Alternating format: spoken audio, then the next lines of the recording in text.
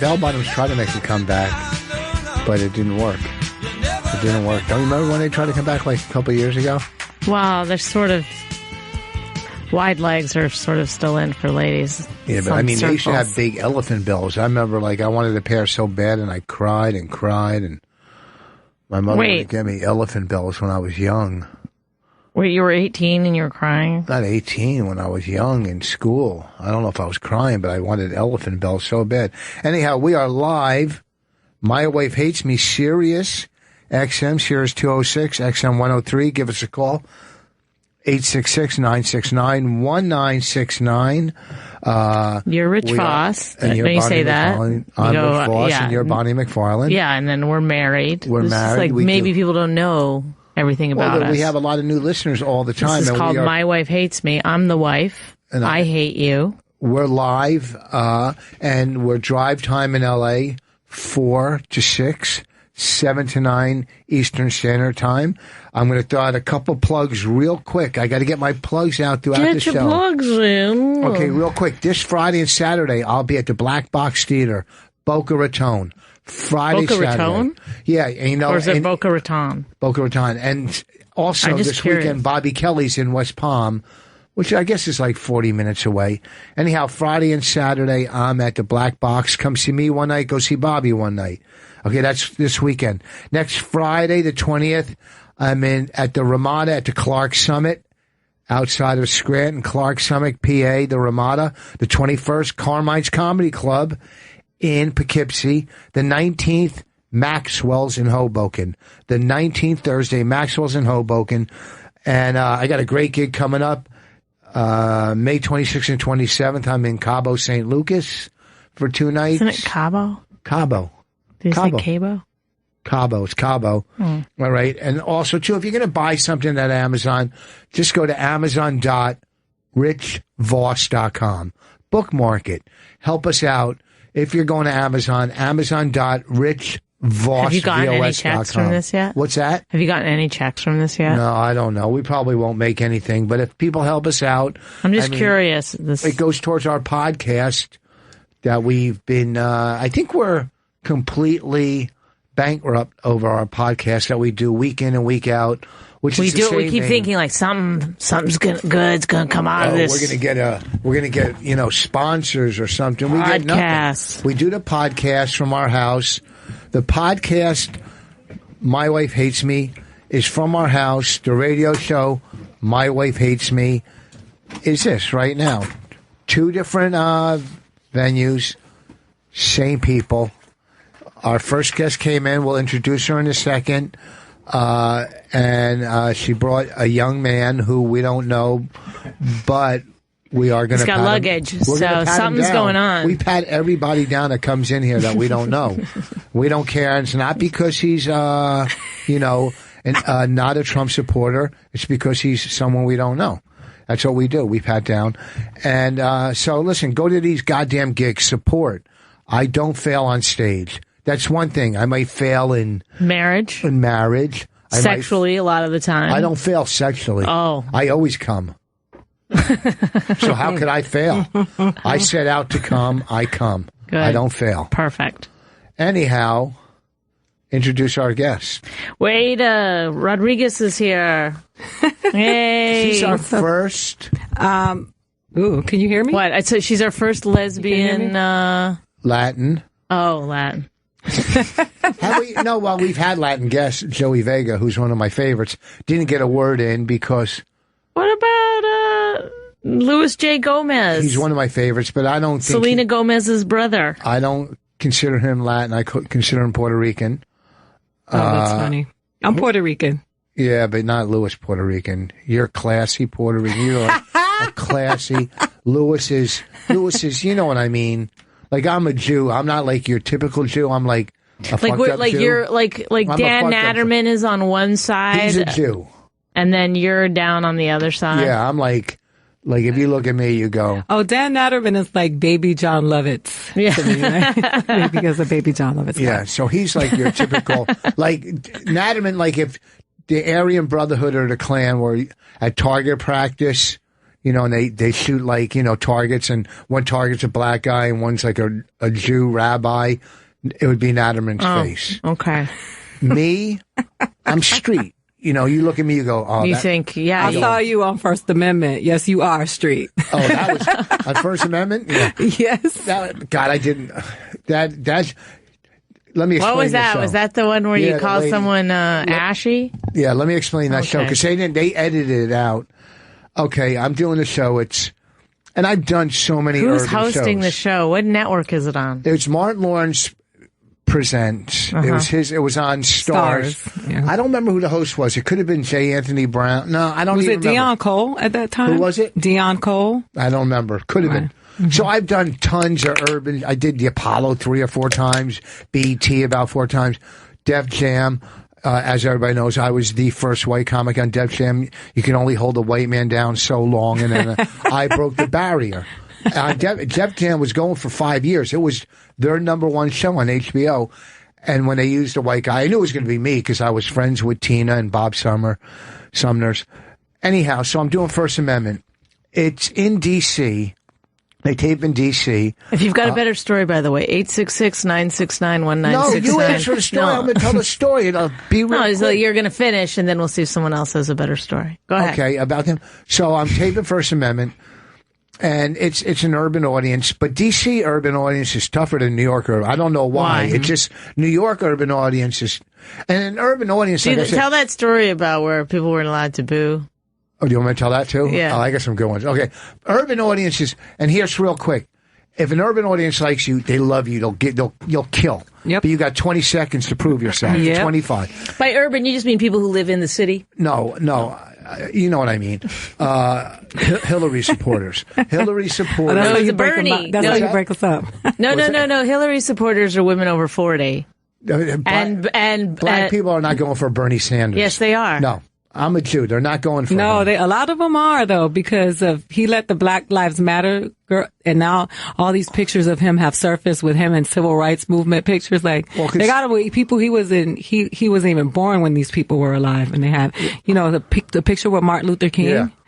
When they were voting, the day they were voting, I was in Harlem, and there was Bernie people everywhere. Really? Well, Jews were the #1 supporters of the civil rights movement. The Jews started the NAACP because the Jews knew if blacks were ever extinguished, they were next. Okay. That's true. They are the 2 most hated groups in the country. I've talked about this a million times. If you're a racist, you're anti-Semitic. It goes hand in hand. Mm-hmm. It goes hand in hand. You've talked about it a million times. Yes. So I'll get back to the story. So I'm on stage in D.C., and it's going okay. I don't think I'm killing or bomb. It's going okay. Mm-hmm. And some lady in the back is but I wanted you to talk about first, before you get into this story, about how you were doing some show where they weren't allowed to boo. I'll do that. That's Def Jam. I'll do that. Yeah, so just tell that story first, quick. Okay, so I'm doing Def Jam. When I'm on Def Jam, well, first, I was nerve-wracking because I was the first white comic. They taped all week long. I think you're not telling the right story, but because this was just like a little, like... The quick one, or do you want me to tell the whole Def Jam story? It'll take a second, and it's really a good story. Okay. The year I was on it, they had celebrity guest hosts. Martin Lawrence host. They had Chappelle. They had Chris Rock. Mm-hmm. Jamie Foxx. Steve Harvey hosting mine. So they tape all week long in New York. All the comics are in New York taping. Say 5 a show. 10. There's 40 comics in New York plus all the celebrity hosts. So they're taping all week long. I'm on the last show, so I hear who's doing well all week, who's not. You know what I mean? Right. So it's nerve-wracking. I'm the first white guy. I'm on the last show, okay, and I'm going second to last. Mm-hmm. I'm a fucking mess. I'm a wreck. I go there in my clothes. Russell says, they go, Russell wants you to wear Fat Farm. So now I got to wear, I got to look fucking streetier than I was. So I wear that. So anyhow, I went to one of the tapings, like maybe on the Wednesday. And so Guy Torrey was doing the warm-ups. And he came out and he said, listen, this is not the Apollo. We don't boo. This is HBO. There's no fucking booing here. That's not what we do here. Right. So, So they start the show, and this comic comes out, and he starts off. First of all, he's wearing like an all gold suit. He looks like a real estate salesman, like a watered down Steve Harvey, but not, and the suit, right? If you're not dressed right, a black audience will turn on you. I'm telling you, unless you dress it. If you're wearing sneakers that are not good sneakers, look at this motherfucker's sneakers. So anyhow, he comes out in the suit, already strike one. Then he opens the show, and this is in New York. He goes, first of all, I want to say, I'm not from New York, I'm from Canada. Well, he is fucking bombing. And when a black audience can't boo you... Black audiences hate Canada. A lot of people don't realize that. But when you don't mention Canada in front of a black audience. He's bombing so bad. When a black audience can't boo you... Never. All you heard throughout the crowd was, Because they could have... They could have... So all you heard was, child, And it was fucking... It was ugly. Who is the comic? I don't know. He was from Canada. He didn't know. You don't. Some pretty good comics come out of Canada. You say first. I'm the first Puerto Rican to do every show. Like I was the first Puerto Rican on Last Comic Standing. For woman, I'm always the first Puerto Rican. And unlike you're the first Puerto Rican woman I've ever met. Not in New York. Okay, this is the hub. Bomb. You talk about bomb. Bomb where? I bombed on The Comedian when I did the movie for Robert De Niro. I died 1,000 Wait, what? The movie? I talked to you right after that. No, but I bombed really bad. Wait, the one that they just taped at the I bombed. No. You know, somebody falls and then they fall and then they hit the pavement and then their face falls and then mud. That was my bomb. It was just couldn't get any. Oh my God, it was horrible. Wait, you were on the night that Ryan was on? It was me, Ryan, Shang Wang. Light skinned Shang from... No, wasn't it Wang Chang? Okay. I always mess up his name. God forgive me. Is it Wang Chang? No, Shang Wang. Shang Wang. I'm sorry, Shang Wang. He did well. And Greer Barnes. Well, Greer doesn't fail. Yeah, no, I did that day. No, but that was the night where De Niro came in. He was taping some stuff with Norton and stuff. You were there. You were there. Chris Rock was there. Chris wasn't there. He wasn't in the audience. He was in the lot, behind the scenes. He was on set that day with Questlove. Oh, it was awful. I bombed. And I had. Well, did you read the script and stuff, or what? How did this come? So to it wasn't They saw me. And then Tyler... they saw you bomb. They said, we need that. No. Taylor Hackford saw me at the Cellar and was like... Him and Robert De Niro saw me. And he called me and he was like, I really like Did you know that they were in the audience when you were performing that time? I didn't. You're right. Right. So it was... There's the difference. Well, you know what it was? Also, they knew everybody... You guys, your audiences here know their comics. So, they were like, Greer, when Greer came out. They knew everybody. At the Village Underground. Yeah, when I came out, they were like, who is this bitch? We don't know her.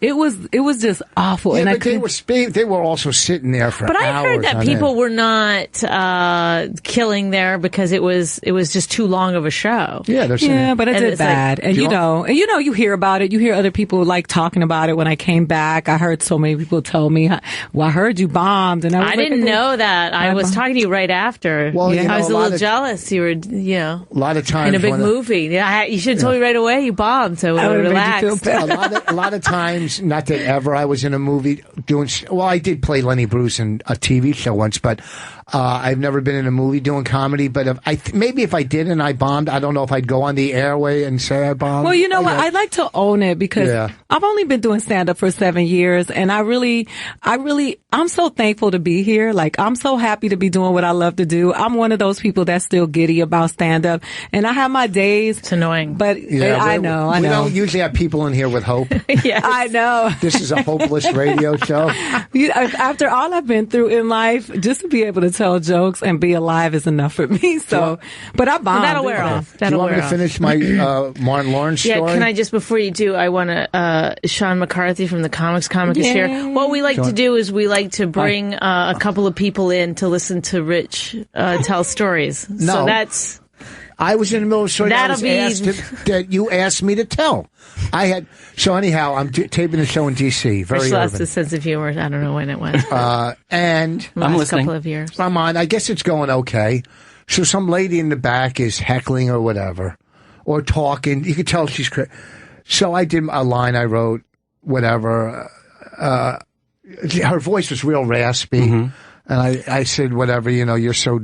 Isn't it? You can find this clip online, right? Yeah, I think there's part of it. They edited it out, too. Oh. I go, you're so dry. I'm getting thirsty, talking to you or whatever.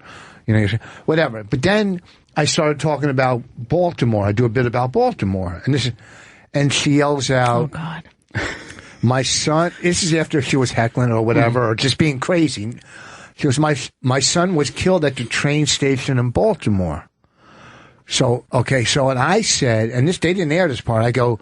You sure he didn't jump in front of the train to get away from you, right? Complete fucking silence from the audience. It's a hard one to listen. If somebody, but wait, I looked up in the balcony and Dick Gregory was cracking up because he taped and he's a fucking legend. Right. So having him laughing is enough for me.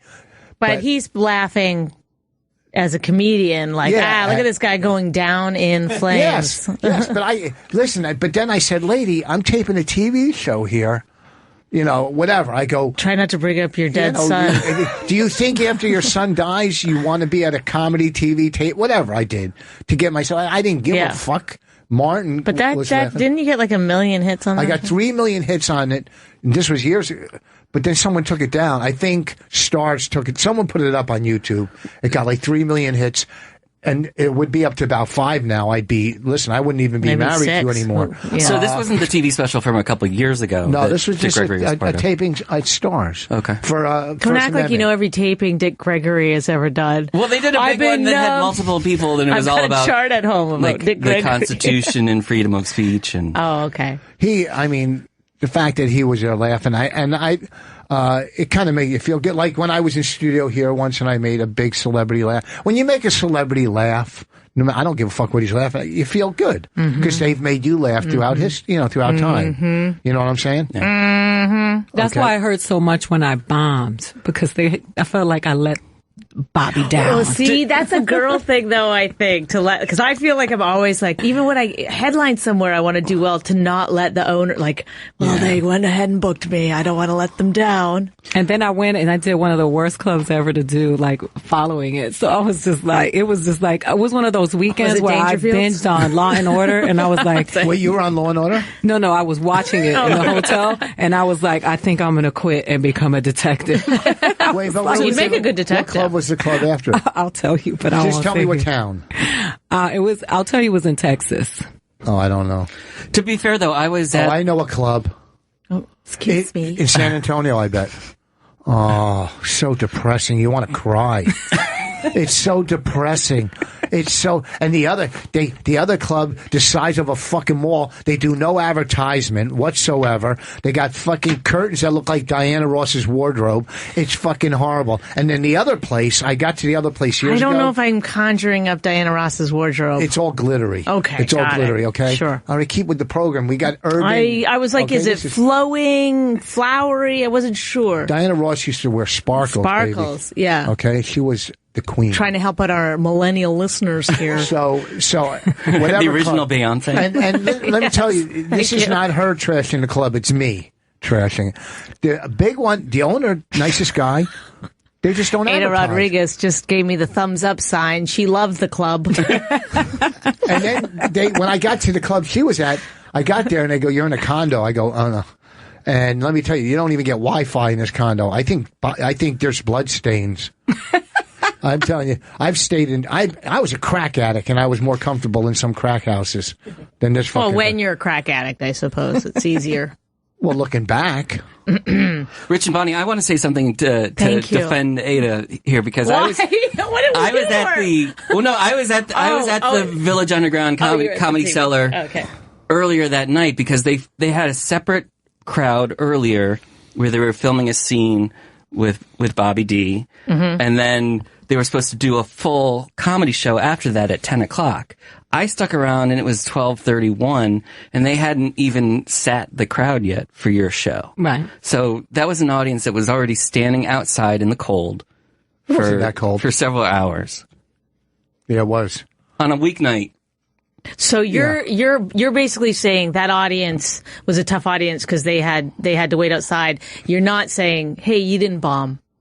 Well, I didn't even stick around. So. Oh. I didn't witness it. No, I mean, I take my L's. It wasn't. Yeah, but you didn't get any. You got some. When I admitted that I was bombing, yeah, I did. Oh God, that's what I would do. I was very sophomoric. I got angry. I turned on the audience. I told them, perhaps if I would have been a stereotypical woman of color and I would have gone on stage and did some stupid jokes, they would have laughed. I said, you didn't think I could read? Like, I went in. I was so hurt. Oh, God, that's what happens to me. I'm so immature about it. I can't. Then I hate myself after. So I'm like, some dude's going to come up and talk about his balls in a minute. Just wait for it. I don't get it because I don't have to go through that. Like, I always pull it out. Because I think what happens, honestly, and I've seen this with gentlemen who've been doing it a long time, they don't read it as a bomb anymore. Something happens. They stop processing really what's going on in the audience. Oh, wait, didn't I recently have a tough set somewhere?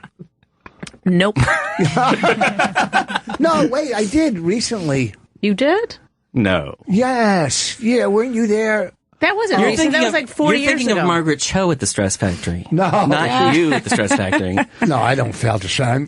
At the cellar, I started off slow one night. My first two jokes didn't get a laugh. Then I pulled it out. No, somewhere you were at because you never. No, that was at it was like an alt show in Brooklyn, and yeah, you didn't do well at all, and you went and sat in the car while I did my set. Like we were together forever. It was like literally the highlight of our marriage for me. You've never really seen me bomb in 11. But I didn't want to tell you this. You were speaking too low into the mic. They really just couldn't hear you. But we were in. I didn't tell you that until just now. Who is this old fella? Mm-hmm. Mumbling. He was trying to be cool. You know, I always say to him when he goes on certain shows, he tries to be too cool. No, I'm cool. But we were in L.A. Hey guys. Then he'll try to be cool. He goes, looks like Diana Ross's vagina in here. No, we were in L.A. and she thought I was bombing, and she started getting on her phone. It's completely. In case you didn't know what I was talking about. She thought I was bombing in L.A. at a. I was embarrassed. That time I was like, oh God, because I don't think we were married yet, and I wasn't sure my friends accepted you. You were calling friends. I was texting people like, he's bombing. And it's then happening. I didn't bomb. And then you pulled it out, and they loved you. What club was that? It was one of her alt clubs. I don't remember. But I bombed. I did bomb one night in L.A. They used to run a show at some. And don't say one of my alt clubs. Like, I don't own them. All I know is I followed Lisa Lambanelli one night in L.A. at one of those wild Tuesday night rooms. You wouldn't remember the name. I don't know. I fucking bombed. I have no idea what he's talking about. I don't know if he does. Some one-nighter in fucking L.A. that was real famous. And fucking. Was that the Jay Davis film? Yes. The Parlor? The killing you with kindness. What's this? Oh, the Jay Davis. Jay Davis. Yeah. Right. His room. The Parlor? The Parlor on Mondays. Are you a comedian from L.A.?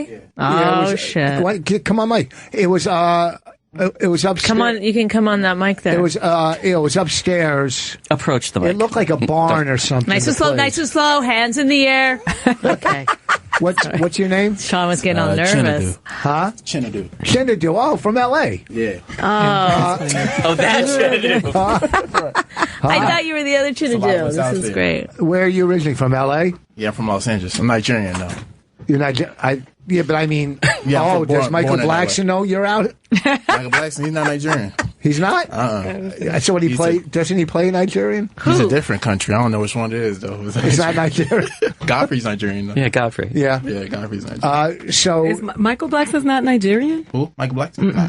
I know he's from Philly, but I don't know where... Yeah, it's close. I just see black. I don't break it down. She doesn't break it down. Okay, so we have two comics. This is a very versatile group we have tonight.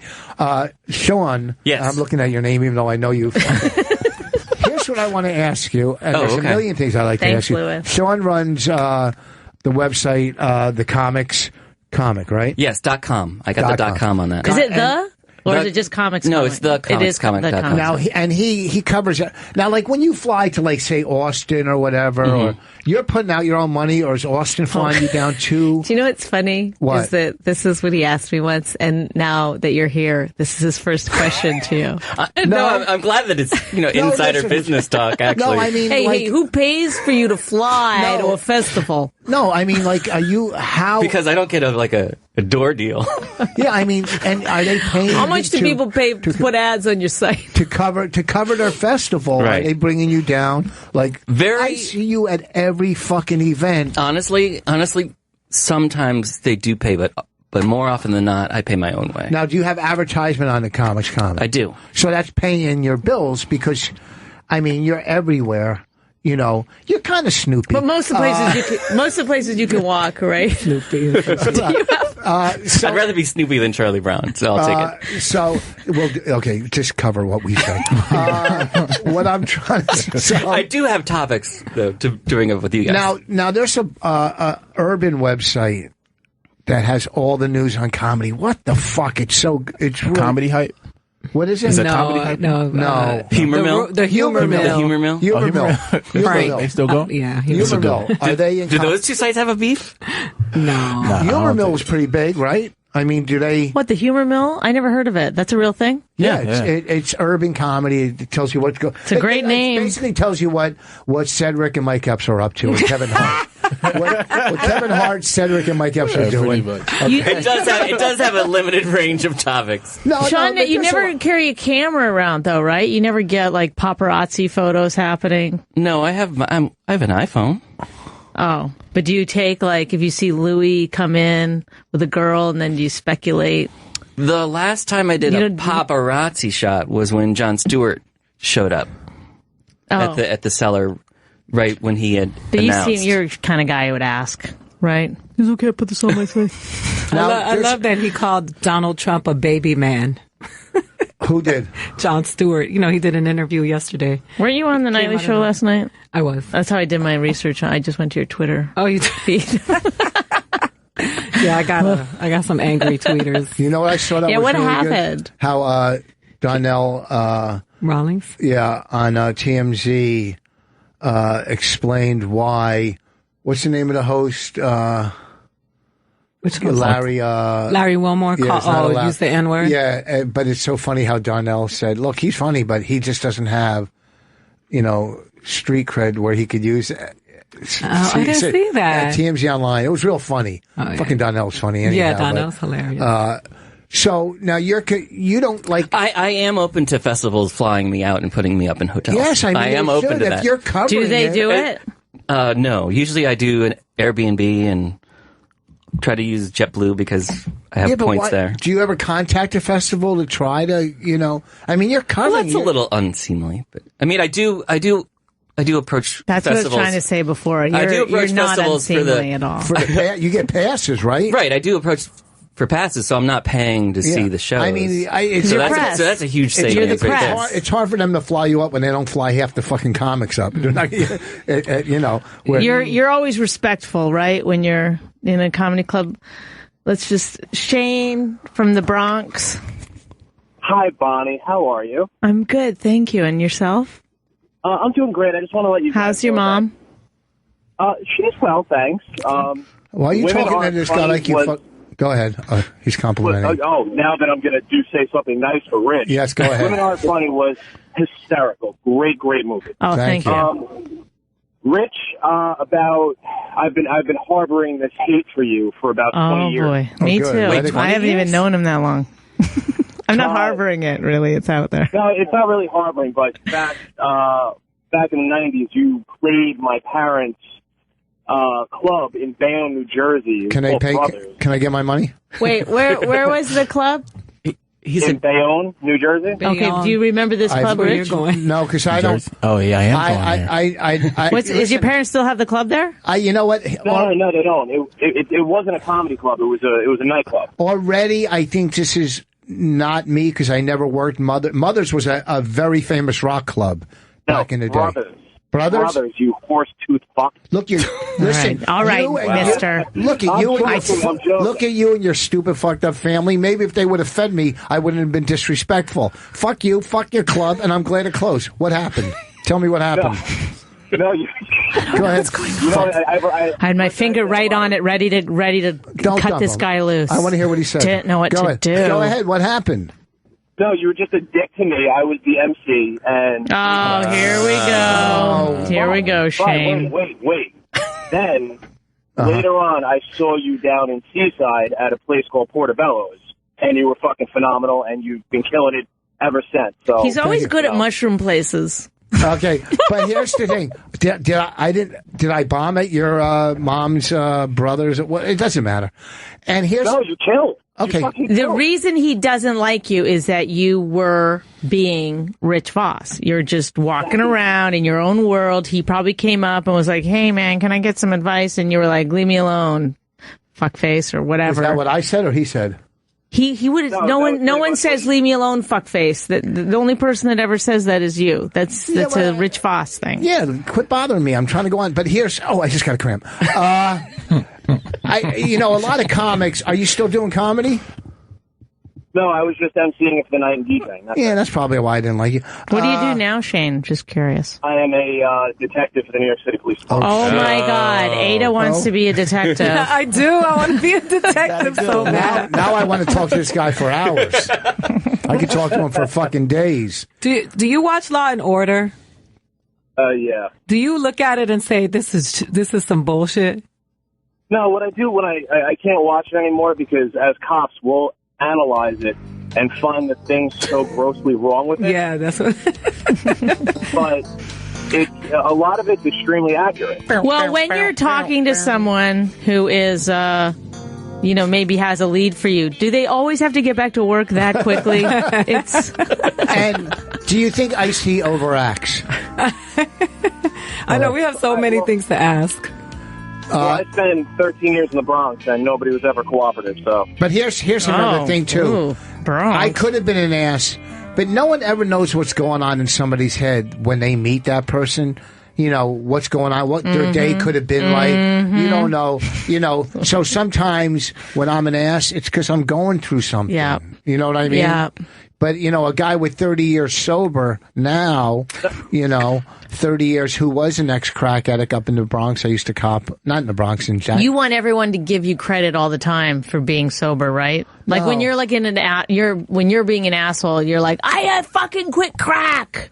That's true. I wrote a great bit about it, and you're involved in it. A new one. What? Go ahead. If you're gonna tell the story correctly. That you suck dick for crack. No, that was such a joke. I never sucked Was it Rich? Listen, if I knew where I could have got some good cock and crack, okay. Let me tell you, don't put it past a crack addict. I never did, but these are all stories from Opie and Anthony that we exaggerated about when we used to cop from the gay guys. Oh, so you just on radio one day you told about how you suck cock for crack and then it's water under the bridge. Hilarious story. No. We used to cop from these gay guys in Jersey. No, I know the stories, with the Rich, shorts, and with the short shorts. Yes, but it's exaggerated. It's radio stories. Oh my God! But whatever. I did. You lived your life before you met me. That's fine. I'll die of AIDS one day, and you'll go on. No, you don't die anymore. But in all seriousness, you guys are two of the funniest comics I've ever heard. Thank you. I'm very happy you guys have your own. I hope you get to hear two more one day. Thank you. And tell your parents sorry and thank you for the gig. Be safe out there. Yeah.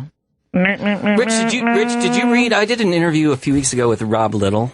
Yeah. And he talked about how when he wasn't in New York, that there was a New York comic that he was afraid to name that he thought was such a dick to him. That was me. Yeah. Yeah. But it turned out that you were just being frustrated with Rob because Rob was doing well and making you work hard. What happened as a feature? I had Rob on last week. So it was or 2 weeks ago. So it was just a perception. So maybe that's what happened with this guy, Shane, from the Bronx. A lot of people... NYPD. A lot of people misjudge you. Is that correct, Rich? You're being an asshole, but not to them, right? Yeah. Yeah, so they might get in the way of your assholishness. That's not your fault. I don't think I was a real dick. See, I was talking to Rob. I brought this up with Rob. He was on either last week or the week before. I don't remember. I feel like we're all therapists. Okay. So... An asshole to the universe. Yes. It's just a character defect. No, but thank you. Here's the thing. I'm working his club in fucking wherever. Michigan. Michigan. Yeah. His hometown. Right. He's fucking destroying, but to me at the time, this is when he was new, so not now. I mean, he's closing. He was a heavyset guy. He lost weight. He's closing with Chris Farley, doing an imitation of Chris Farley with the pants down, the hair, and he looks just like him, and it's all energetic, and he's fucking, and I'm going up trying to do, clever monology. And it was a little tough. Yeah, that's what you're known for, of course. I'm a big fucking You're a clever, he's a dry wit, ladies and gentlemen. The maestro of monology. Yeah, but I wasn't, and Rob even talked about this on the show. Yeah. He was going, I was so happy to meet you, but I'm not an outgoing person. I'm quiet. I'm to myself on the road. Yes, you've not stopped talking this entire show. No, are you stupid? When I'm on the road, okay. I wish Margaret Cho was here to yell at you. Yeah, last time I called her stupid. No, I'm saying when I'm on the road. You didn't call Margaret Cho stupid. I called you stupid. And then she was like, "Don't you dare call her that."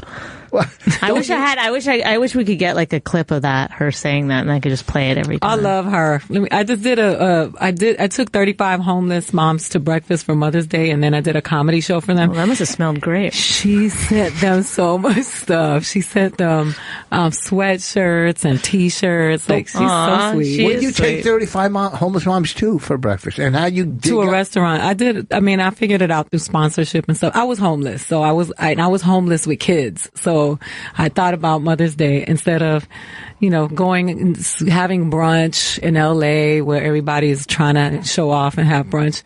I took the chicks to eat. But how did you pick 35 homeless? I went to a shelter. I went to 2 different shelters. Oh, so you took them away from Nerd Meal. So you could.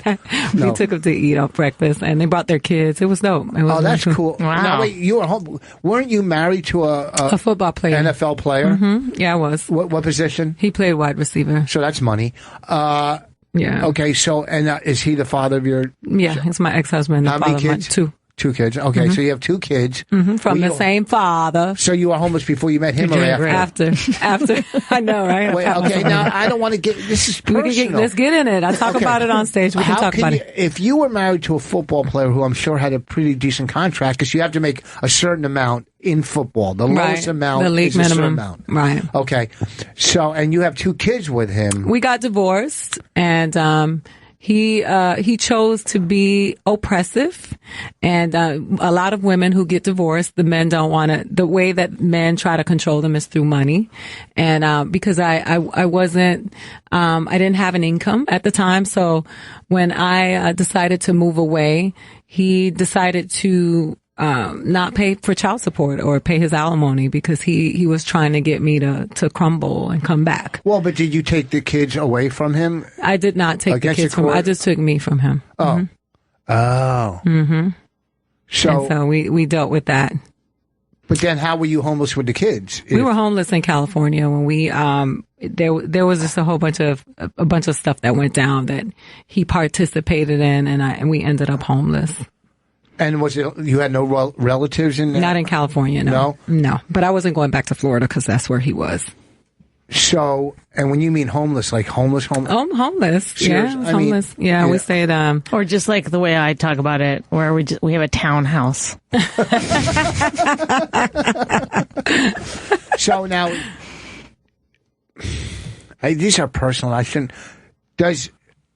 listen, if she doesn't want to talk about it, she could say, hey, does he see his kids or pay still, or he's out of the picture? Well, the kids are older now, and he doesn't pay child support, but I've never held my kids hostage from him. He's always been able to see his children, regardless of whether he paid child support. As long as he stays away from me, we're good. But he can always see his kids. I never did that. How old are the kids now? 19 and 24. Yeah, that's what mine are. Mm-hmm. Well, older. Mine are older. Mm-hmm. Because, see, when my parents were divorced, I mean, this was years and years, and, they would use kids as pawns. We were pawns. A lot of people do that. We were fucking pawns. And then when my ex-wife, Bonnie's my second wife, but my true love, my first wife. Is his third wife. My main. Coming out. My main wife, the fucking. The one, right. The good one. The good Kelly, the one who knew how to clean. Yeah, Kelly. Yeah. Okay, the one who just, when we laid in bed, we'd feed each other our snacks. Then she got fat and you dumped her. That's nice. That's why I don't fall for it. From all the mistakes you get from your parents, we learned that the kids. But for the record, Kelly's not fat. She's an amazing. I don't want her to hear this and think that I'm bad mouthing her. I love her. I love her more than you do. I think that's the truth. Where do your kids live now? My daughter, they both live in LA. They live with me. But my daughter's getting ready to go away to school. And my son just graduated from school, and now he's about to go back to school. He's going to go to SC's film school. Hold on, real quick. You live in L.A. or New York? I think back and forth. I live both places. I go back and forth. From homeless to fucking New York and L.A. That's a pretty big. That's still homeless. One day I'm going to be bi-coastal as soon as I figure out my next meal. And Sean's writing a story in his head right now. Yeah, Sean. I'm actually working on a different story that involves mothers and pregnant comedians. Oh, yeah. Because Ali Wong. Last night I watched both Ali Wong's new Netflix special. Was she's like 11 or something months pregnant now?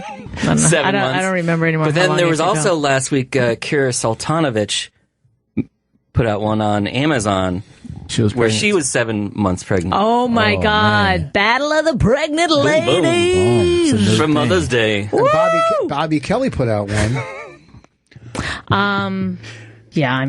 I think pregnancy should be hidden. That's how I feel. I think it should be magical. No one should know about it. I feel like pregnancy is a time to be demure. And I really feel, and I know I have my own issues because I guess for me, pregnancy came with shame because I was so young. And so I think about when I was pregnant, I was my mother called me her greatest disappointment in life. Aw, but you were the greatest something, which is more than my mom ever gave me. But I was like, bitch, you got your own disappointments to count. I don't get to be one of them. Yeah. Like, I ended up in this situation because of you. But, I don't know. I wouldn't want to be on stage pregnant. Well, I actually did stand up till 2 weeks before my daughter was born, but I wouldn't have done. I said to Rich, as soon as they start showing, I'm going to stop doing stand up, and he was like, "No, there's no way you're quitting. You've got to do it." I didn't make you do it. You kind of the thing was that when you weren't like a controlling jerk about it, but you were just saying like, this is, what else are you going to do? You're going to sit at home for 7 months? One of the things, that's great. One of the things Ali said in her special was that you don't see pregnant comedians, and then the women who get pregnant disappear. Right. And I know that's definitely not true for you, Bonnie, because I saw you record your half hour. Do you think I'm pregnant now? Because I'm just I saw you record your half hour Comedy Central Presents. Yes.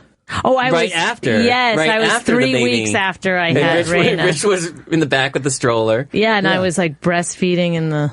So you didn't disappear at all. In fact, you came back and did a half hour. Going. Yeah, but I did that because honestly, I had to get my insurance. It became a weird timing thing because the baby was late, and I knew I had to have the baby because I had to do the special. If I didn't do the special, I wouldn't have gotten my insurance in order to cover the kid. It was like this thing became very like tick-tock. So do you feel like it's a real issue for women in comedy, other than all the other issues for women in comedy? When I was whether to have a baby. When I was doing stand up pregnant, it actually. Thank you for asking me these questions. Happy Mother's Day, by the way. Oh, nice. No, to both of you. I really felt like it finally gave me.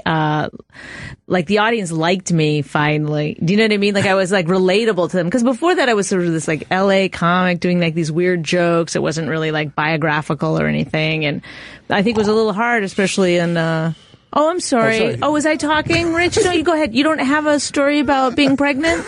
To jump in and overtalk everyone? Oh, I'm sorry. Make you feel like that. Funny. But you know what? I'm not criticizing them for doing it. I was just speaking for myself. But we were watching a little bit of I suckered you into that conversation. No. Because I was watching it a little bit. And she was irreverent. She was bold and she was, fearless. And I was like, I wish I could do that. I'm 5'10", I'm Puerto Rican, Dominican, just put me pregnant, and that's just a whole different dynamic. She's this cute little Asian girl with these little flat and the most adorable glasses. Yeah, but also too, she's drawing, when you're doing an hour special, she's drawing her fan base. They're all coming to see her. Right. Well, nobody heckles it. That was one of the things that was great about being pregnant was I felt like finally, like nobody heckled. I only got heckled one time really badly by someone who was like, "You're just fat." and when I was pregnant. But otherwise, I never got heckled. Everyone was really friendly and nice. I remember thinking, like, this is the way to do it. Yeah. Feels good. They're a little bit gentler with you. Body armor. What brings you to New York? Like, I'm doing a festival. Yeah, the Laughing Devil Festival. And then I ran into Ida. She tweeted that she was going to be here, so I hit her up. Cool. And then she had me dragging my luggage around. So you know him from L.A. Yeah. You ever go to that show that the roast battle?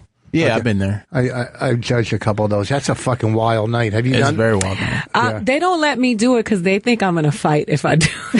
So really? That's hilarious. Yeah. Isn't that what you got in trouble for in the nightly show last night? Was that the thing? No, I got in trouble for the nightly show because I wasn't black enough. Just trying to start a riot. No, because they said on the nightly show they were talking about race and where we've come to with race, and they were like, there was not one white person on the panel. How could you honestly talk about race? They were talking about Obama's speech at Howard. Ridiculous. Okay. But what I said was that I thought that we've come a long way because my grandmother came here from Puerto Rico and she was hosed and chased by dogs and she had to just tolerate it. And I said, if that happened to me, I could beat somebody's ass. So I would say we have made progress, and people just said that I was inciting violence and that I was being, an instigator. But I actually agree with them, Abe.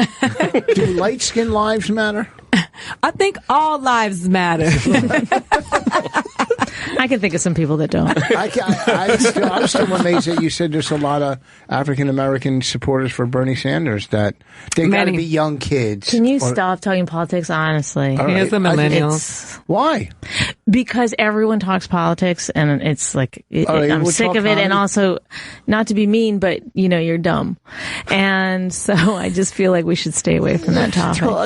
Are you a Trump supporter? No. Oh, okay. No, I'm a no supporter because I don't like any of them. Okay. I think they're all fucking all bad. No, Trump, no way.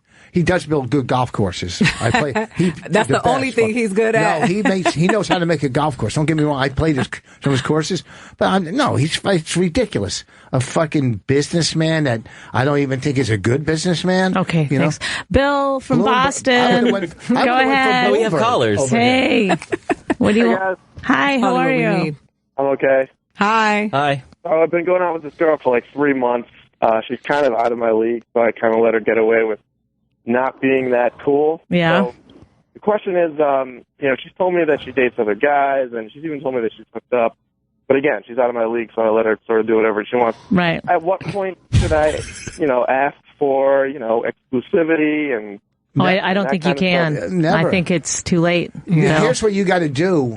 Because if she's out of your league, and just try to knock her up. But why is she out of your league? I was like, I need to know why she's out of your league. How is she out of your league? Because she's not listening to this show. And part of it is that I've never dated beautiful girls before, so this is sort of my first. What are you, like 5'6", 5'7"? I'm 6'2". Okay, well, what's the problem? You have legs? I don't know, I'm just a shy guy, Did somebody touch you when you were little? Ada. No? No, I just want to know, because 6'2" comes with a lot of confidence, no matter how you look. Not if you're an Indian guy. Oh, you're an Indian that's 6'2"? That means... What do you mean? What kind of Native American or East Indian? East Indian. The unattractive ones. What? Dark guys. The kind we think of from 1800s, or... You say you're unattractive? I'm an average-looking Indian guy, which makes me a less than average. And when she says she's beautiful, do you mean she's white? No, she actually is a dark person too, but she's hot. She's kind of a white-looking dark person. Is she a stripper, or could she be? What's her Instagram? No, she is her ass is a little bit too big to be a stripper. But regardless, for me, she's out of my league. Well, as long as you think like that, she's going to keep shitting on you. Yeah, have you had sex? Have you had sex with her yet? Yeah, a bunch of times. Yeah, then what the fuck? You already closed the deal. You winning. Yeah. See, from a male's perspective. Move on, man. Say, look, you got to find, I say this on stage, you find her weakness and then you swoop in and take advantage of it. Because for every pretty girl, there's some... there's something fucked up about her. So you figure out what's fucked up about her, and every now and then you bring that up. And her go, pressure points. But here's the problem, guys. I'm fucking almost 33. I feel like time is running out. Well, this is the wrong room. Every time you reach Jesus' age, you start acting like that. Running out of what? Like, you're not going to get crucified. Why are you running out of time? You're 33. You're just getting started. You could bust nuts till you have kids until you're...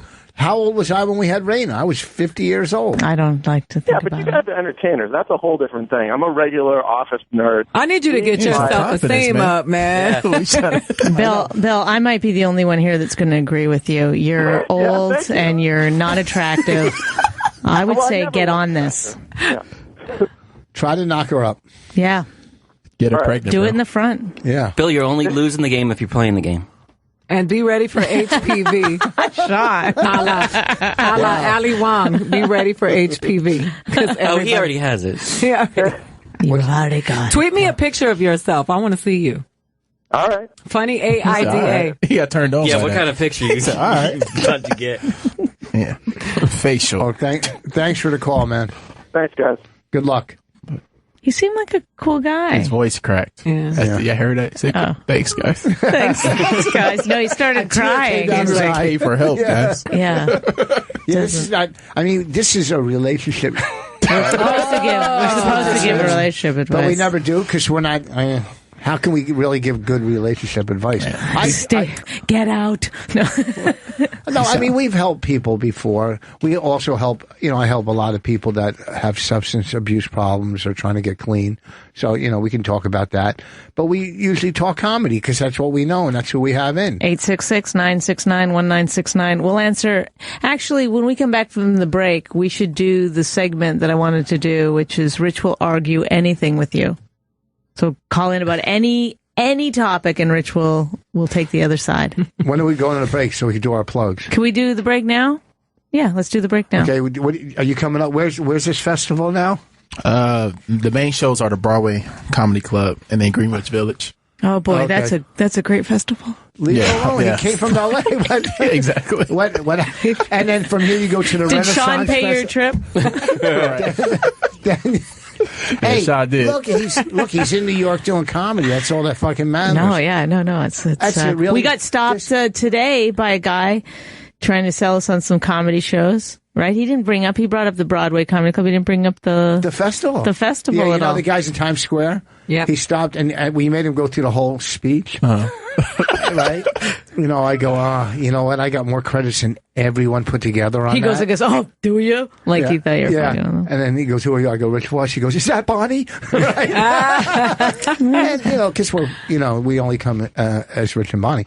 But, these guys out there in the street, that's what's ruining comedy in New York. It's fucking destroyed it. Well, nothing makes you feel like you picked the wrong profession than somebody with a clipboard trying to force people who don't know better to go to see you. You know what? The guy outside the cellar, there are these two guys, and they still haven't caught on that I'm a comic.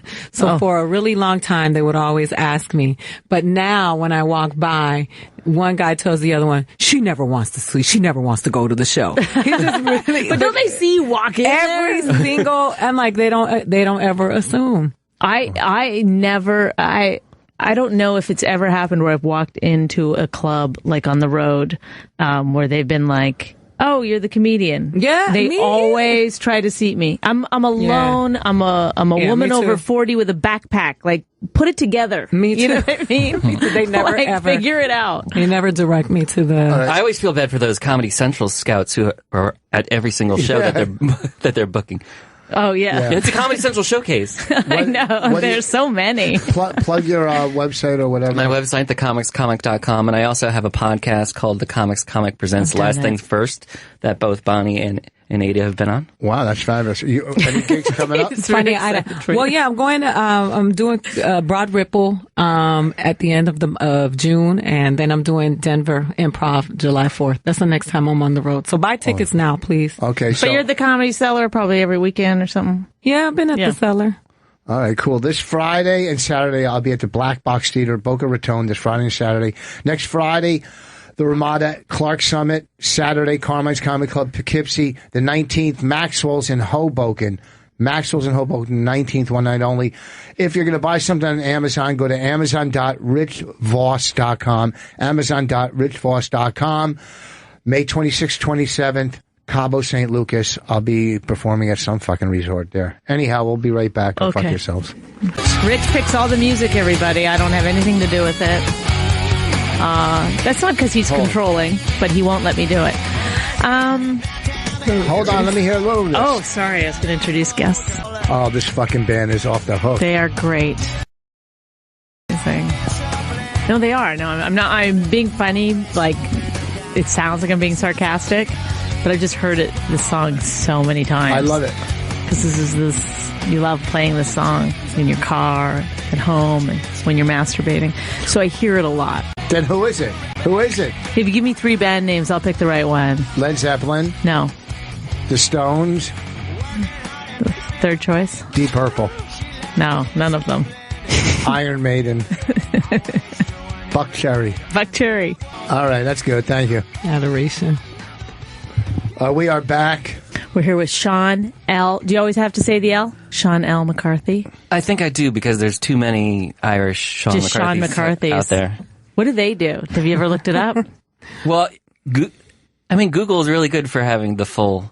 Are you the first picture that comes up in the Google images? I pretty much dominate the Sean L. McCarthy Google search. Sean L. There is one Sean L. McCarthy tree service, but I feel bad even mentioning it because now they're gonna surge. I'm surging ahead. Have you guys ever been at home? Oh wait, and Ada Rodriguez is here. No middle initial. No, I am. There are thousands and thousands of. Rich, give them the finger. Ida. It's not Ada. Oh, sorry. Ida. I keep calling you Ada. It's okay. It's in English. Have you guys ever been say at home or you're in your apartment and you're just doing whatever you're doing? He just assumed I live in an apartment. Or whatever, house or apartment. We live in wherever you live, and then you look and just someone is sitting on your couch in the living room. You're going, who the fuck? Why are they? Who is this person? And they're just sitting on your couch, and you're wondering how. What, do they work for the company? That's my friend. This is not a hypothetical. I didn't even ever see you look over to her at any point. Because I was on air. You didn't even say hi. In the break, you just completely ignored her. No, I gave her a hug. But I went to see Chinadu off because I felt bad for him because he's on the train with his luggage. With his luggage, going to do a $3 gig. Yeah, I was like, oh my God. I believe he gets a free taco salad out of that. At the Creek, they get food. It's good food. Is your friend a comic? No, she's not. She's an executive at ABC. Oh, hi. I'm glad she can make it. Hello. We don't have to be a team. What's her name? Who was the casting director? Marcy? No. Who's the casting person at ABC? She's so nice. Marcy what? No, Marcy. I'll tell you. I keep thinking of Marcy Klein, but she's the Saturday Night Live. No, she's a casting director. I don't know any executive names. She's probably one of the nicest. She is nice. She has a little limp, I think. It is. It's a good way to get cast. It is Marcy She's Cole. got those ears are not quite even, and her eye goes the wrong direction. Do you know who I'm talking about? She's so nice. So wait, Kiva, what pilots got picked up to series at ABC this year? Are you talking to me? Yeah. She's not on mic. And you know what? I just wanted to break some news. You know what's funny, Sean? We asked the fucking questions. I like that he's asking some questions. No, not Marcy Cole. No, she's so nice. Yeah. It doesn't matter. Yeah, Let's move on. I'm just saying, people say I'm mean, but when I see a nice person, I say they're a nice person. And then you say they have a limp. No, that doesn't make you a bad person. No, but it's a weird thing to bring up. Well, that's how you see a little one, not a big one, not real noticeable. If you see her walking. Mm-hmm. Is it Marcy Phillips? Yeah, that's what I said from the beginning. Yeah. He just had me go. Roll back the tape. The ADD just kicks in sometimes. She's nice. She kicked me and Patrice out of. We were reading for sitcom, and it was fucking horrible. Patrice didn't want to be there, and I can't act, so we're reading together, and Patrice wouldn't take his face out of the copy. And I'm trying to, and she's yelling at me. I go, how the fuck can I connect with a guy that won't look at me? She goes, look, I'm done with you guys. Right? Oh, wow. I mean, because she knew us. She goes, all right, whatever. We just sounds wonderful. She's so nice, and we were cracking up just walking out just because we stunk so much. That was for Full House. Was that for Full House? No, it was early in my career. She was nice though. She's nice. They have a new head of casting at ABC right now, though. It's a black woman. Oh, really? Right? They have a new head of casting, a black woman at ABC. Well, she's been there for a long time. No, she's just head of everything at ABC. No. It's a head of casting, not that lady. No, I thought it was some gayer guy. No, now it's the head of everything. No, he was the head of entertainment, and now he's gone. Oh, he was? He was like a British gay guy who was with Paul Lee. I don't know his name. I feel like we should steer this conversation in a different direction. Let's talk about CBS. Let's talk about executives. I like the show. I like a kind of show where you don't know if they know they're on air or not. Yeah, you know what I mean. When you're listening at home and you're like, do they think they're still on break? Oh, I get it. Do you? Because we're not really saying anything of substance. No, we're not. We're not talking about anything that anyone. It's just a slice of life, and they're dropping in. Well, give us a call at 866-969-1969. If you happen to know who the casting director is at ABC or CBS, we'll take CBS. We'll take any of the networks. Do you think the networks are running scared to like FX and? Of course, absolutely, because they got to try to get that big TV show the same way that FX can get like a Blue Bloods or a HBO can get a Blue Bloods is Netflix. I said Netflix. Okay. Yeah, but I'm just saying they can't. It's hard to compete when they have so many restrictions. Yeah, but also too, network. Even a bad network show is going to do, a four rating probably. Don't talk about 4 ratings. Don't please. A bad network. If a bad network show gets 5 million, that's fucking top notch for fucking FX or. You know what I love about Rich, and it's not that many things, so this won't take long. He will, knowing that you work at ABC, he'll start talking like he knows things. I do know things. He'd never be like, does this make sense, or am I on the right track here? He'll just tell you your own business. I wasn't telling her, I was telling you. Yeah, I'm saying but then there's an expert in the room. Yeah, but I'm talking. That's the weird part. I'm talking. I've seen you do it with other people. When we're going when we're looking at houses and the person who shows us the house. The real estate. Thank you. The agent or broker. Yeah, yes. Real estate. He'll tell them what their job is while they're standing there. Yeah. It's like you're competing with people. No, I'm not competing. I'm saying what I'm looking for. I'm cutting to the chase, but I'm just saying a bad network show, the numbers on a bad network is still... Ask the young lady who's probably just out of high school. Ask her say, are the bad numbers on network way higher than good numbers on cable? Do you agree with that?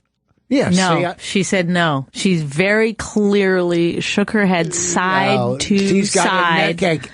Something's wrong with her neck. Something's wrong with her neck. She's giving me the finger. She got her earring caught in her scarf. Oh. No. Can we hear guests? This guy wants to know. What do you want to know? Roland from Texas. What do you want?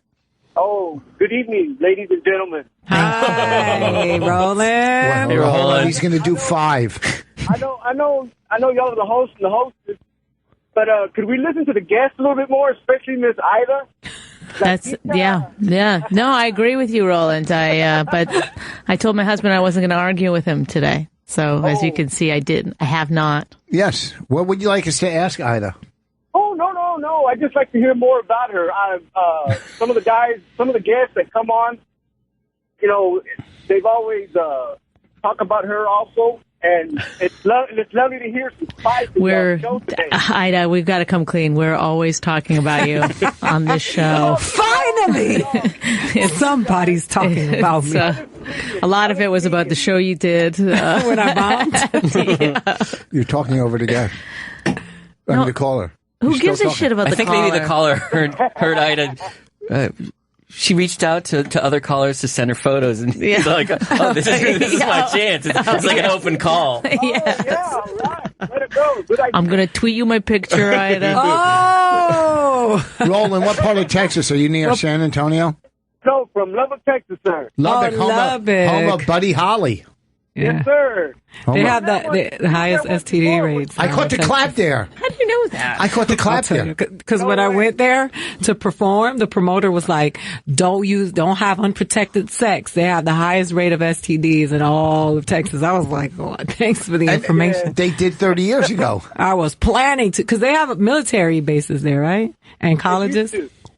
Oh, and colleges. Oh. Mix a military base with a college town. Hey, Roland, oh boy, Roland, wouldn't you think that bad network numbers would be so much better? And just as like, say you're watching, like, wait, actually, Roland, what do you do? Okay. I'm a truck driver. You're what? I'm a truck driver. Oh, you're a truck driver. Rich, go ahead. Tell him.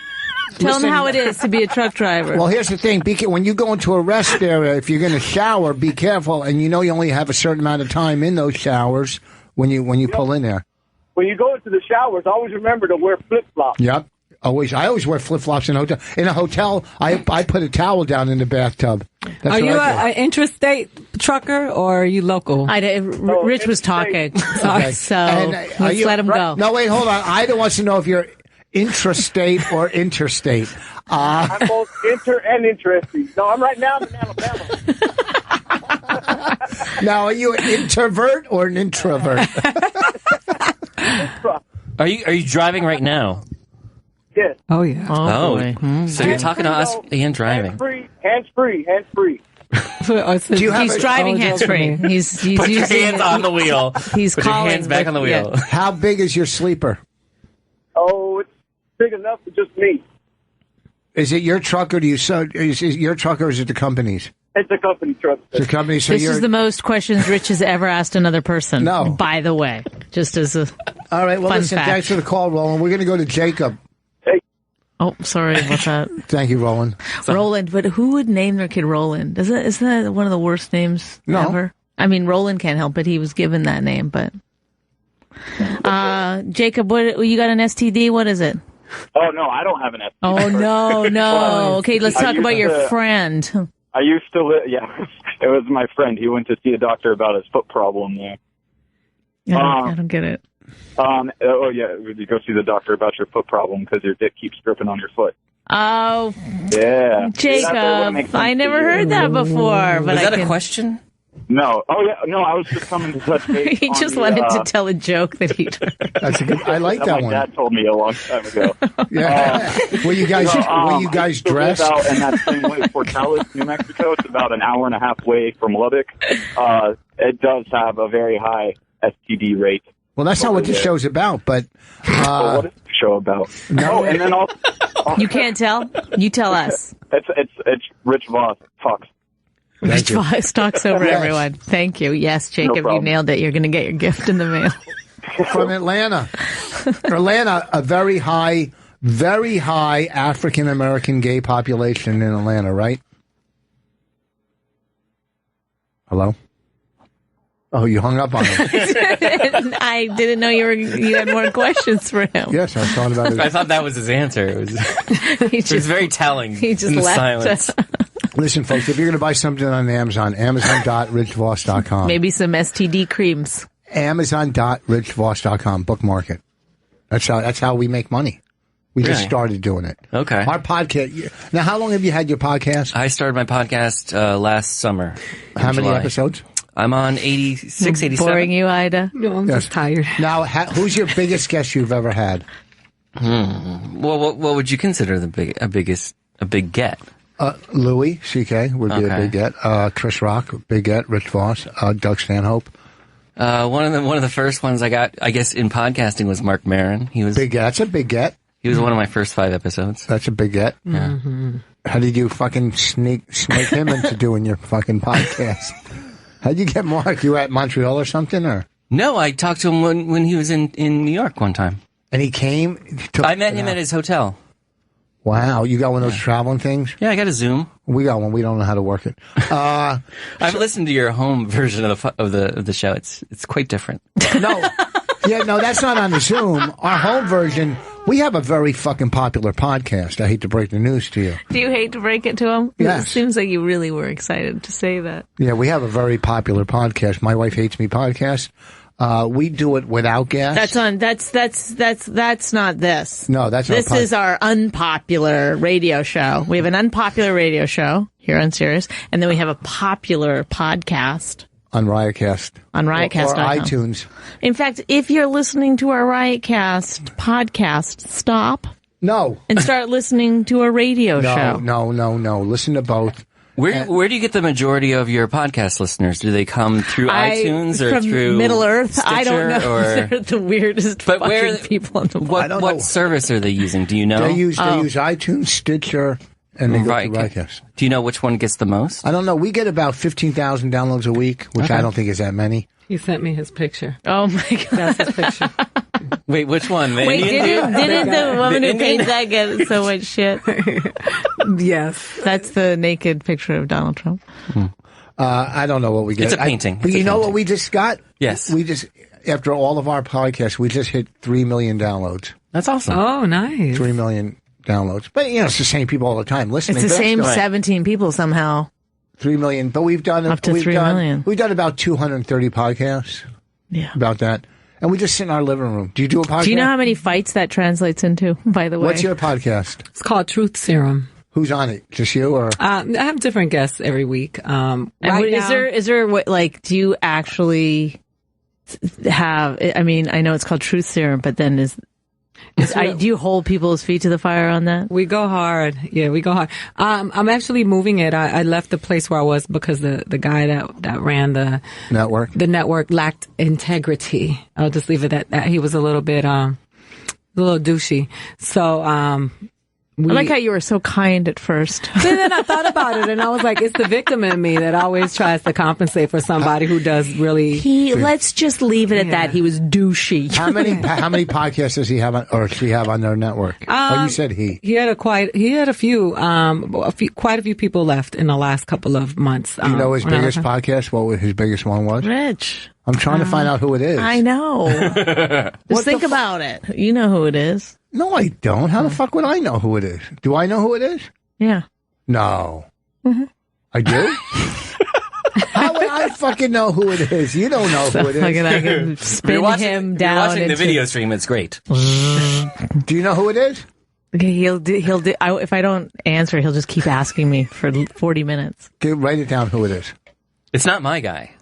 Who's your guy? I have a guy who only does 5 other podcasts. He's a great guy. He built a studio in his apartment in the East Village. That's creepy.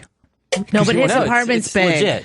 Oh, you've been to his apartment? Yeah, twice. Both Bonnie and Ida recorded with me in the studio. In the guy's apartment? Mm-hmm. Yeah. You don't know if he has holes. He's looking through pictures at you guys. No, he's looking through a window. He's actually sitting he's producing. there. Yeah, we were naked, so it was a little weird. Like what? Who else does he have? He made me feel good about my his stretch biggest one is probably David Feldman. He was very kind about my belly. I love David Feldman. He's one of my favorite people on the planet. He really is. He's one of my favorite people. But he's one of the biggest podcasts? Yeah, well, it's a guy, Alex Brazell, and he calls his place Showbiz Studios, and David is his biggest one. Dave's been doing it. He only has like 4 other ones I fucking love David Feldman. He's looking to grow. Ida, where do you do your podcast now? Right now I'm not doing it. I'm going to start back in the next couple of weeks. I'm going to start doing it from home. I'm going to just start doing it from home. And then put it up where? Just like on iTunes? It's on iTunes, through SoundCloud. That's where I was putting it up anyway. Yeah. And other people left your host? Yeah, a lot of people left. Oh, that's sad. Yeah. Mm-hmm. Having issues. He kept hitting on all the women. It was constant. I find that refreshing. Who was it, Clarence Thomas? No, but it could have been. We were watching that last night on HBO. Oh, how was it? We still got 20 minutes. The acting's fucking... Do you want to know how it ends? No. We know. Kerry Washington is really a good fucking actress. Yeah. She was great in it. And what's his name was good playing Clarence Thomas. Everybody. And know who's always good is, what's his name? Greg Kinnear. Oh, Greg Kinnear is a really good actor. Every fucking thing he's in, he's good in. Oh, he played like Joe Biden in that. Yeah, right? he played Biden. Yeah. I tell you, we saw of it. We only got 20 minutes ago, but I thought. Well, let's do the thing where if you call now, Rich will argue anything with you. 866-969-1969. Rich, let that one go. This guy here? Yeah, this guy, Tyler, we're not taking that call. Why? Because. It's negative. Yeah. So just but ignore why? But what we could prove, He said, "I'm not enjoying these guests." Oh, I didn't want her to see it. It's okay. Go ahead, put him on. Tyler, we're not enjoying you. Why? What do you want? He hung up. Yeah, Tyler wanted. He got scared. He did. He got scared. You're a pussy, Tyler. Yeah, Tyler. Well, I did say, hey, I'm not going to take this call, and it's a little bit delayed, so he probably didn't hear the part yet where you guys were like, hey. He just heard me go, hey, I'm not taking this call. He hung up. And then, why are you sticking up for him? He's a great guy. I don't let that one thing. I'm not saying these are the greatest guests we've ever had, but. You heard what I do. When you don't like me, I turn on you. Call back, Tyler. Let's find out what's wrong with you. I sometimes don't enjoy myself, so it's What the fuck do you want? Is drama? You want to hear some Puerto Rican stereotypes, asshole? I hate people. What are you not enjoying? You're not enjoying us being ourselves, Tyler? Yes. What do you want us to be somebody else for you? I didn't know this was going to. This is what I didn't want to happen, Rich. That's why I was avoiding it. Sorry that we couldn't get Mike Robles. We tried. Who? You know what? At first, I was so insecure in comedy that negative talk would really make me like shut down. Now it just fuels me. I'm so conflict driven. It's made me a better comic. Now I've just gotten accustomed to people saying, "Nah, we don't like it," and I'm like, "Suck my dick, man!" Like it took me so long to get there. To come clean. I'm not transgender. No. What happened when you decided to do stand up, and then you? Everybody. Were you just living with your kids at that point? So you and your kids, and you got to tell them. Well, I've always wanted to be a stand-up comedian since I was little. Right. So that is something I battled with. My mom would be like, "That's not for girls. That's for guys. Nobody's gonna want to marry you if you do stand-up." I felt the same way. That's why I had to settle. So, who were your influences growing up? George Carlin. Why does everybody say him? I like George Carlin because, let me tell you why. Have you heard of him? Richard Pryor and Álvarez Gede, who's a Cuban comic that I used to listen to in Spanish. I'll tell you why I like George Carlin. My family, they were religious freaks, and I never bought it. Like, I always used to be like, this, I don't buy this. And so when I used to listen to George Carlin talk about religion, I was like, he gets it. Even little. Like, I'd be like, he gets it. I'm not crazy. I'm not crazy. That's why I love George Carlin. What about Joey Vega? He's one of my favorite people on the planet. I love, do you know Joey? I don't know him.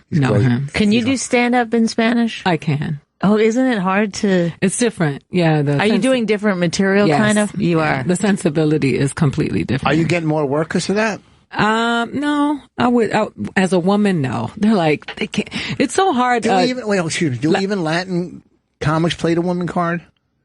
Do you guys too? Is that playing the woman card? Well, because she always says as a woman, and I don't know because I'm not a female, but I always hear as a woman. Well, listen, that doesn't mean you're playing the woman card. I mean, I was born a woman. Yeah. So, what happened? I haven't gone fully into it yet, but no, but I mean, it's a weird thing to say, like, as a woman, and then people are like, you're playing the woman's card. You don't have to say as a man, but if you were in a female-dominated business, then you probably would say as a man. No, but women.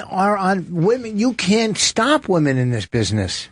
Are you kidding me? Why? Because there's one super successful. No, I think there's a lot of women that are doing well. I think they're doing well, but who is our George Carlin? Who is our Richard Pryor? That's nobody's fault, but that's not because the industry's holding someone back. Why do you think that is? Joan Rivers? Because women aren't good enough? No, that's because their creativity is different than a Pryor or Carlin. No, that's not true. That's not true. The reason that there's not a female Carlin or a Pryor is because women cannot, at this point, still stand on stage and preach to an audience. The audience won't allow it. Oh, really? So, yes, 100%. 100%. That's not true. What about Joan Rivers?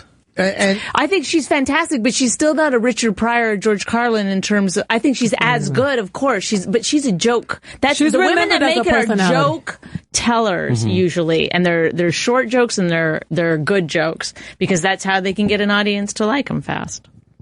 But to go up on stage and stand around and just start talking about things you believe in. You don't think Janine does that? Yes, Janine does do that, and she's the closest thing I think that we have to that, and she's fantastic. I 100% agree. But I've seen audiences not buy into it either. Okay, there's a lot of audiences that didn't buy into Carlin. He was empty. People were flying out of the rooms. Okay, I mean, but I think there's a glass ceiling, though, for women. I don't think that the opportunities for women to become that force. I mean, I think that I like Kathleen Madigan. I think she's funny. Yes. I listen to Laurie Kilmartin. I listen to a lot of women who I think are just as good as men in comedy.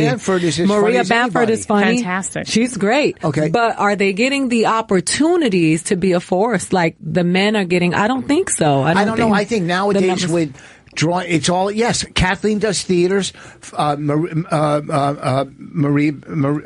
Bamford does theaters. So many of them are doing theaters. Yeah, but Kevin Hart does stadiums. But that's different. Why is it different? Why is it different? Dan because Cook when Kevin Hart's a movie Russell star. Peters. Russell Peters is not doing he's doing stadiums because he has a draw, a Middle Eastern draw where he found his audience. Okay? It's not because, don't get me wrong, it's not because Russell Peters is a genius. I'm not saying anything against his comedy. It's not like he's some fucking Richard Pryor, but he found a Middle Eastern audience when there wasn't any other comics doing that. Okay. But what I'm saying for women, like, I don't know about using the women's card. I think that we have a long way to go to get the opportunities that men get in comedy. In comedy or in comedy? Yeah, absolutely. I think it's all about numbers now. Look at the clubs. How many women are headlining clubs? Just look at the clubs. It's all numbers, though. It's all club owners. But all those guys are not selling out those clubs. What's that? All of those guys are not selling out those clubs. What, that are working there now? Yeah, the machine pushes a lot of people, and they push more men than they do women. Yeah, I agree with that too. But I think in this day and age, like me and Bonnie, especially Bonnie, we make our own opportunities. Yeah, so do I. I mean, I work hard. And I think if everybody did that, and I don't know what females have, but I use an example like someone like Larry the Cable Guy or Carrot Top or Dane Cook, who all are very successful and went around the industry, okay, and did it the way they did it and drew their own audience and became big fucking stars, all of them, without the industry. But you're not working against the belief that you are innately not funny because of your gender, which is women have to dispel that in addition to put in the work. And when you look at the lineups at all the clubs, like in LA, I take pictures of them. Uh-huh. There's always just one woman on the lineup, if that one woman. And that's that's a common thing. So it's not the opportunities. And I don't think all those guys that go up versus that one woman are funnier than that one woman. Of course not. Or the funniest guys in the room. But I just think that they push, there's a certain, right? And comedy is so trendy. Like they push, right? When the Alti guys were in, the guys with the Converse talking about fucking cats with cancer. Here's a whole bunch of those guys. The dead baby in a dumpster comics. Yeah, like and people get mad at me. I get like these angry white guys tweeting me saying, that you saw when you posted my article about Last Comic Standing, because I said that I saw this guy get these spots, and every time he bombed, every single time, every club in LA. What, from Last Comic Standing you're saying? No, I wrote an article saying that, I don't get the opportunities that these young white boys get in stand up. It just doesn't happen for me because, Comedy Central's demographic is this, and this is the demographic for this, and it's usually a young white male that's between 16 and 25. So I'm not going to get those opportunities. But what I'm saying is that they're not funnier than than some of these women. Some of these women are really funny. Yes. Everybody's not talking about the same shit that you think women are talking about. I've seen people walk by the club and see a woman headlining and say, oh, it's a woman. Well, I do think things are changing. Yes, that's my husband. Am I getting spicy enough for you, Tyler? I think things are changing because I feel like recently, like when I go on, say, The Stand or something, people cheer when they know a woman's coming up, which never, and I've had people say like, oh, they're just cheering because you're a woman. It's like, hey, I've had a lot of years where I didn't have that. No, they're cheering because they know you. Well, I mean, that might be part of it too, but I mean, it feels fucking good. Yeah, they know you. You're on radio. To like be, you have a hit movie. You've done TV. You're a known comic. Yeah. So, I think it's tough for, as tough as it is for you, it's to me way tougher because I'm a male white who's older. So, I had a good run. So now I got to figure out. How many people do you see that look like me, that fit my description on television or doing stand-up? Look at the Comedy Central specials. Look at all the stuff that is, the other things that are, look how many people look like me. I think, and how many people look like you. That I went into a network. Like me? I went into a network the other day, and it's like meeting with me, and they said, you know what? They said, all right, no more middle-aged white guys. The whole network is filled with middle-aged white guys, and I was like, well, good. Listen. Comedy Central won't use me for a thing. They go, no, he's a white guy who's whatever my age, or but yet they'll put on Larry Wilmore, who's probably as old as I am, or he definitely looks as old as me, or Steve, or when they had, Louis Black on, or Steve, they have old people, but they go, we won't use old people, but they have old, you know what I mean? It makes no sense. Well, I'm one of 3 Latin women that headlines nationally. Okay, so I'm one of 3. This Latin, I don't know her name, and I've met her, and Christella or Angela Johnson? No, she does radio. She's a great radio host. She fills in for people. Oh, fuck, you wouldn't know her. She's a headliner. I met her in Vegas. She's from L.A. Oh, from L.A. Well, we're thinking about that. Kendall from Texas, go ahead. Yeah, Bonnie, I heard your guest. I'm sorry, I missed her name, but Ida. Talking about Ida, thank you. She's talking about how she takes pictures of lineups and there's always only one lady. And I agree, that's not great, and there's a lot that needs to be done. But I go to a lot of open mics in Houston, and open mics where anybody can go up. There's always only 1 or 2 girls out of 20 to 30 guys, so there's not as many women trying to get into comedy. Well, I don't know if that's true, actually. I mean, not that your experience isn't true, but when I go to open mics, I see a lot of women there. When in the beginning, there's always a lot more women. It's almost 50-50. In my experience, at the beginning of, when you go to open mics, when you see these bringer shows and stuff like that, there's certainly a lot more women. And somewhere along the way, I don't know why exactly, but the numbers really fall off. And when you get into headlining, and going around to the clubs, then the numbers are really scarce for the women. So I don't know if it's like they drop out because they don't like the way they get treated, or it's just not their thing, or it's... Yeah, I don't know why it is that way in Houston, but I can tell you, I can assure you that at the major open mics in a huge city, there's only 3 or 4 girls that go up at most out of 30 performers. But there's so many women in comedy that run comedy clubs. Look who books the Improvs is a lady. Mm-hmm. Okay, so there is a lot of women that are involved. Comedy Central, there's a lot of women over there that are doing the bookings. But I'm not saying that the sexism that takes place against women is just conducted by men. A lot of women are a lot harder on women as well. I know a couple of them in this fucking town. Yeah, so I mean, I would say that it's, and I respect your experience in Houston. It might be different there, but I live in Los Angeles, and I'll tell you, when I started doing stand up, I used to do stand up every night. I was like crazy. I was like, I gotta work twice as hard, and I was going up every night. And Christmas and Thanksgiving, I was on a stage, and I mean, it was really, really hard for women. Like they'll tell you, some clubs will be like, they have a person of color and they have a woman, like one. Yeah, they've already got it. Yeah. And then with me, it's like, okay, well, she's on the show, so now I took up both spots. We have a you fuck it up for everyone.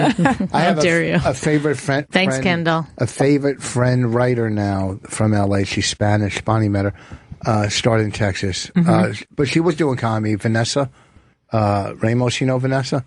She's I know who Vanessa Ramos is, yeah. Oh, we didn't say it right. Did we say it? Oh, sorry. Mm-hmm. We know her as Vanessa Ramos. Yeah. That's fine. Sorry. That's her name in English. Sorry, I didn't say it in a fucking Bordego. Vanessa Ramos. She's I'm a big fan of hers. Great writer, very funny. Chris from Arizona, go ahead.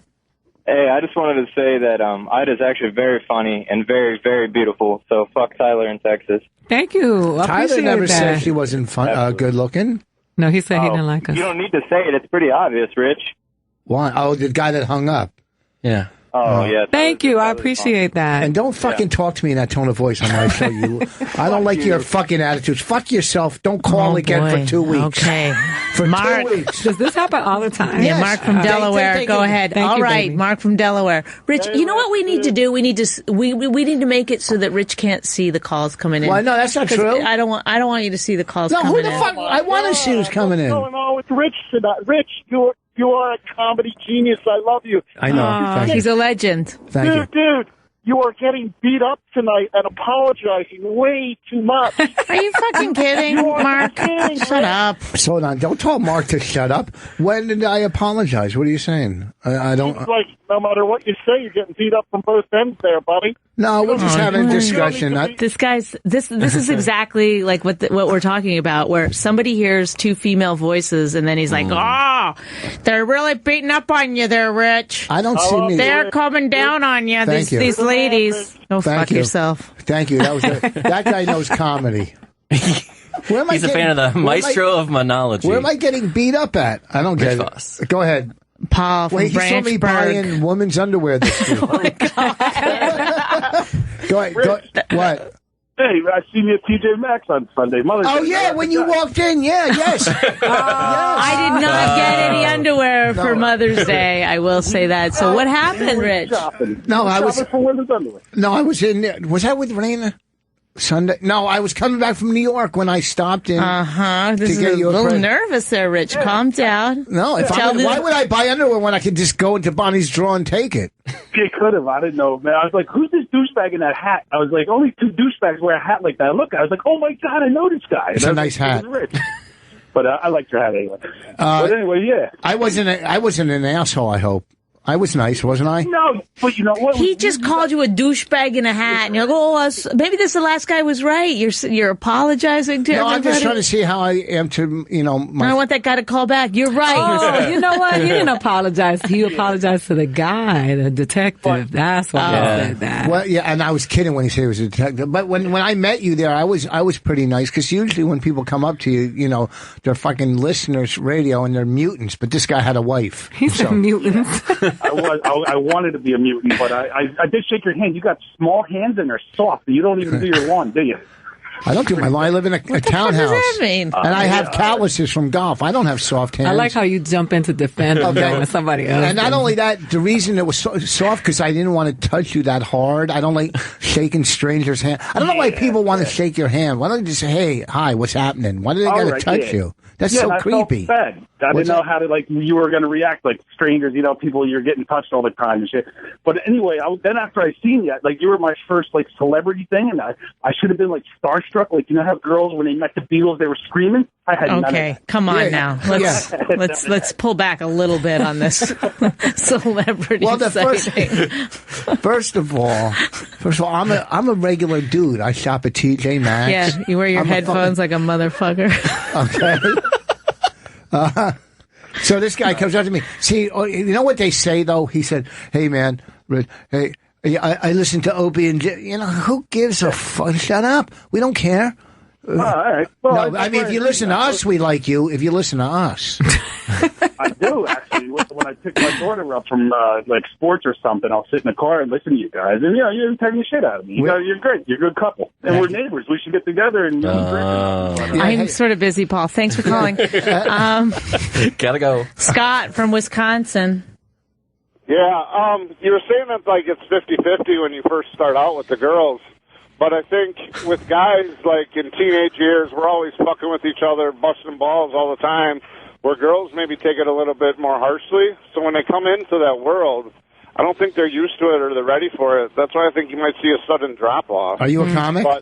Well, there is more to comedy, I should just point out, than you can become a really fantastic comic without being a ballbuster. Yeah, without sitting around abusing each other. I've seen it happen. But you got to be around the other comics. No, not at all. Brian Regan wasn't hanging out with comics throughout his career. He was always on the road, and he's fucking... Every comic, just because our crew, in New York, or there's crews in L.A., but there's comics that are fucking great comics that are just comics that travel, do the road, don't hang out, But I'm not a professional comic, and anytime we get around any group of guys, there's always ball busting. Well, you seem like you're white trash, though. Okay, thank you for calling. What about Joe? Joe from Texas. Why would you call? That's why we don't get a lot of calls. Hi, Joe. We're getting a lot of calls from Texas. Hey, I was just going to say, Rich, you need your own golf talk podcast, man. Yeah, I know. I played today. I played today with a celebrity. You did. I could play. I could talk golf for all. It was that last caller. Who's the biggest celebrity you played with? All the time. And also, I just bought a new set of Callaway Stratas on Amazon.richvoss.com. Oh, yeah, that's what I'm saying. I got fucking Callaway. Callaway sent me a set of Callaway Apex clubs. These fucking things are unbelievable. They're a club and a half longer than my other clubs. They're just something about Callaway irons. I can't believe how good they are. Yeah, well, my game just sucks, period, and I just throw money at it. It's all. What part of Texas are you? Are you in San Antonio? No, West Texas, Midland, Odessa, and you need to get your ass down here sometime. I don't know if there's a club in Odessa. Sounds sexual. There's a big venue called the Wagner Noel Performance Arts Center. Well, then you put a show together. You promote it. You get some people, and you promote it. Email me. I'll get a deposit. You sell the tickets. You promote it. I'll promote it, and then I'll come to Odessa. All right, Rich. Sounds good. And we'll play golf. Hey, Odessa's better. Nice. All right, buddy. Care, guys. Take care. Bye. The guy who you got mad at me for saying he was white trash, he was the one who was talking about ball busting. If he can't take it, no one can. Oh, you're right. So that's true. But white trash is just like saying very negative things to other people too. And what you're supposed to be very liberal. Oh, it's negative because you should just say you're sound trash. white. Oh. You're trash. Oh, you're just trash. You're trash. Regardless of what color you are. Because we don't see color here. Well, not on the radio. You don't. You can hear it though a lot of times. Yeah. You could tell Sean is from Cuba. Yeah. You can totally tell. Yes. Who do you like running for office? Yes. I wish Bloomberg decided to run. That's what I said before. He would have been a lot of people. You know what? Everybody hates him at one point, not now. We've got 3 minutes, by the way. Christie would have been okay because I want somebody moderate. I'm sick of the far left and the far right. Does everybody in the middle? In the mean middle? In the mean, I would have taken Bloomberg. I mean, there's still time, but not a lot because it takes a lot of money just to get your name on the ballot. Well, if anybody's got it. But the ballot laws for a third party are very intricate. I actually wrote my college thesis on third party politics. I didn't go to Okay, well, our political minute is up. Thank you, guys. Okay, let's do some plugs because we got a lot of plugs. Plug your website. thecomicscomic.com and my website, Last Things First, available on iTunes. Last things first. But if you love, if you need to be up to date on any kind of comedian news, the Comics Comic. Oh, thanks. Okay. .com. What do you got coming up? I'm at the Stand this weekend. Funny Ida, AIDA.com, and at Funny Ida on Twitter and Instagram. And come see me in Denver. Come see me at Broad Ripple, and I'll start a new column in Latino magazine in September. Cool. Thank you, guys. All right, Friday. I've got a Thursday show somewhere. I got to find it. Okay, I'll throw these out while you're finding it. Friday and Saturday this weekend, I'll be at the Black Box Theater in Boca Raton. Friday and Saturday. Next Friday, the 20th, the Ramada Clark Summit right outside of Scranton. The 21st, Carmine's Comedy Club in Poughkeepsie. The 19th, Thursday the 19th, Maxwell's in Hoboken. If you're buying something at Amazon, please go to amazon.richvoss.com. And the 26th and 27th of May, Cabo St. Lucas. Go to my website, richvoss.com. All the dates are up there. And like I said, amazon.richvoss.com. Support.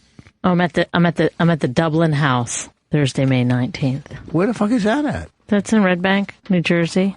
Oh, that's cool. With Chris Covert and Ken Krantz. Oh man, your crew. My boyfriends. That's my your New crew. My New Jersey boys. That's her crew. Bonnie. And I'm at the Cellar this Saturday at 12:40. And Bonnie's at the Stand this weekend, right? Yeah. We're working together. Oh, two girls on one show. Two girls on one show. Things are really. They think of me as a dude, but that's great. And look, you guys, thanks for coming in. She's gonna supply the Puerto Rican. I'll supply the lady. And listen, folks, if you have any statistics on network versus cable numbers, tweet me.